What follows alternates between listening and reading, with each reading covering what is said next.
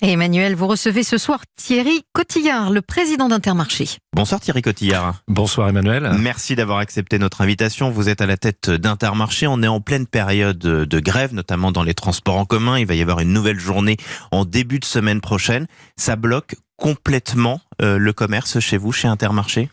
Alors on a les premiers résultats des 2 premières journées, c'est des chiffres négatifs, donc oui, ça bloque.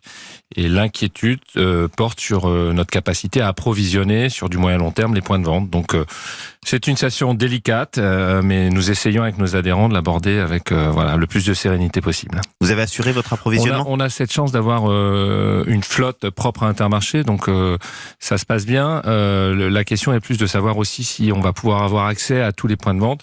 Et donc on a demandé à nos adhérents d'anticiper et de se stocker un peu sur ce qu'on appelle les pondéreux, c'est-à-dire le lait, les palettes d'eau, de manière à pouvoir répondre à la demande de nos clients. Est-ce que vous avez eu des grévistes chez Intermarché, des collaborateurs dans ce secteur en danger de la grande distribution qui se sentiraient menacés ? Pas dans nos points de vente. Il y a eu quelques mouvements sur des bases logistiques.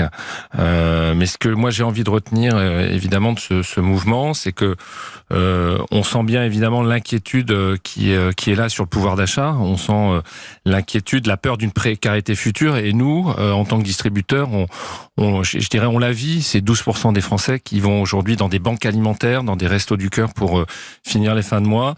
Et donc notre rôle, c'est important de le rappeler, c'est aussi d'apporter l'alimentation au plus grand nombre en jouant un rôle sur l'inflation et en essayant de la maîtriser tous les ans.